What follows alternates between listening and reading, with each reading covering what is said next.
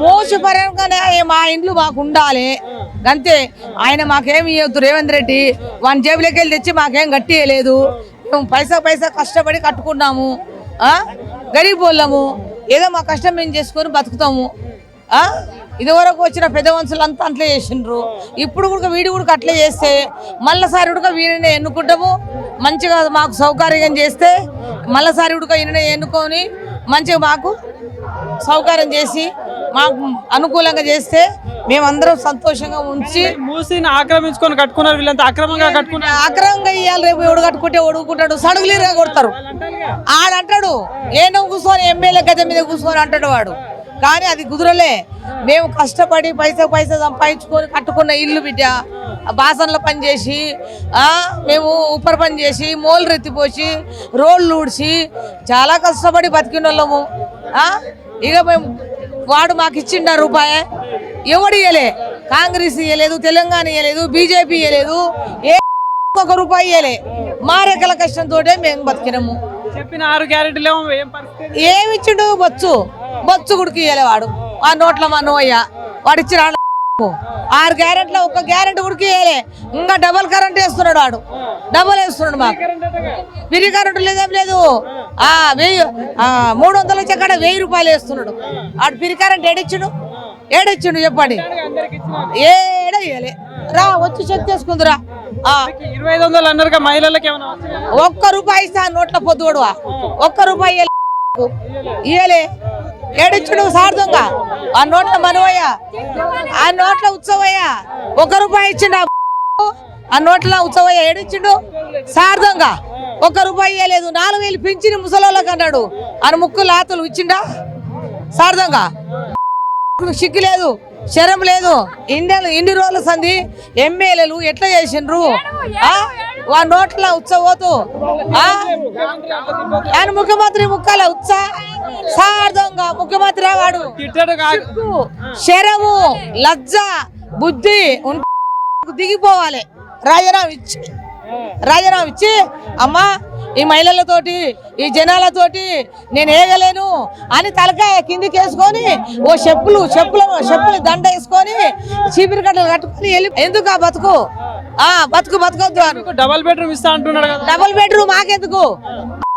దమ్ముంటే మాకు జాగా ఎంత ఉందో అంత. యూనివర్సిటీ ఖాళీ ఉంది, యూనివర్సిటీలో ఇవ్వమను. 100 ఉన్నోడికి 70 ఇవ్వమను.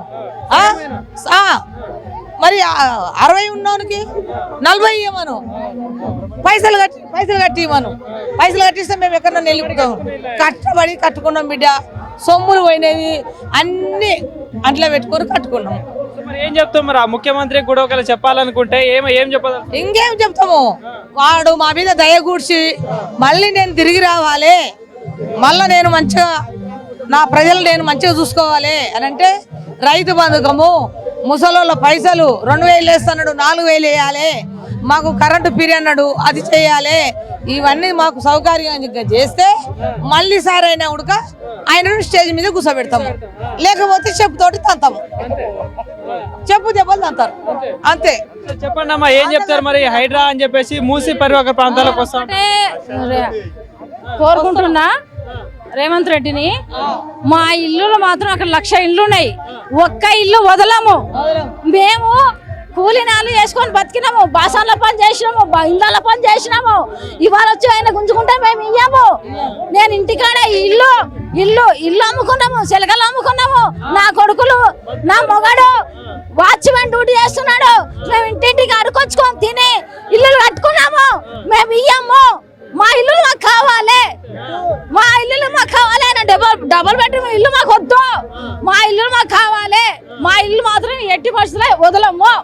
ఇదంతా మూసిని ఆక్రమించుకొని కట్టుకున్నారు, అందుకే కూలుస్తా ఉన్నాం అంటున్నారు. ఏం ఆక్రమించుకోలేదు, మేము డబ్బులు పెట్టి కొనుక్కున్నాము, మేము పైసలు పెట్టే కొనుక్కున్నాము. అక్కడ అన్ని రిజిస్టర్ ప్లాట్లే ఉన్నాయి. మూసి చేయాలనుకుంటే మూసి పక్కబోటు చేసుకొని ఒక్క ఇల్లు పోయినా మేము వదిలిపెట్టాం. కిరోసిన్ పోసుకొని మొత్తం కాలనీ చచ్చిపోతాము. అధికారులు ఎవరైనా వచ్చి ఇప్పుడు సర్వే చేసిర్రు అంతే. మాకు ఏ అధికారం రాలే, ఖాళీ సర్వే చేసిర్రు అంతే. మేము మొత్తం మా ఖాళీ నివాసులు అందరము. రెండోది చెప్తున్నా, ఫైనల్ రేటు ఈడియో వాళ్ళు వచ్చిన కూడా గ్యాస్ పోసి అంటి పెడతాం. అవును మరి ఎందుకే ఈడియో వాళ్ళు ఒక్క ఈడియో వాళ్ళు వచ్చినప్పుడుగా పెట్రోల్ వస్తాలుగా పెడతాం. మా బస్సుకి ఒక్కరు రావద్దు. పోలీసు వాళ్ళు కానీ మేము రేషన్ బియ్యం తింటున్నాం. ఇంటింటికి పోయి అడుకొచ్చుకొని బాసంలో పని చేసి ఇంటింటికి పోయి వాళ్ళు పెట్టింది వీళ్ళు పెట్టింది అడుకొచ్చుకొని తిని మేము ఇల్లు కట్టుకుంటున్నాం. మా ఇల్లు మాకు కావాలి. ఒక్క ఇల్లు కూడా మేము వదలము. అంతనము పెట్రోల్ వస్తాలో పెట్టుకుంటాం. మా బస్తీ మొత్తం ఇప్పుడు ఆ ముఖ్యమంత్రికి చెప్పాలంటే ఏం చెప్తావమ్మా? ఇప్పుడు మా ఇల్లు మాకు కావాలంటున్నా. రేవంత్ రెడ్డి రాజీనామా చేయాలి. మా ఇల్లు మాకు కావాలి. మీకు 6 గ్యారెంటీలు మంచిగా ఇస్తానట్టుగా. ఏ గ్యారెంటీలు ఇవ్వలేదు. మాకు ఏ గ్యారెంటీలు వద్దు. మాకు ఏ గ్యారెంటీలు వద్దు. మాకు ఫ్రీ బస్సు కూడా వద్దు. మేము బస్సు టికెట్ పెట్టే పోతాము. బంద్ చేసుకోమని రేవంత్ రెడ్డిని బంద్ చేసుకోమని. సరే, ఇది అండి ఇక్కడ పరిస్థితి. ఏదైతే హైదరాబాద్ అందరూ కూడా తీవ్ర ఆందోళన అయితే చేస్తా ఉన్నారు. చూస్తున్నారు కదా, వాళ్ళ మాటలతోటి కూడా ఆగ్రహం అయితే ప్రభుత్వమే చేస్తా ఉన్నారు. మా ఇల్లు కూలిస్తే దేనికైనా తెగిస్తామంటూ కూడా చెప్తున్న పరిస్థితి కనిపిస్తా ఉంది.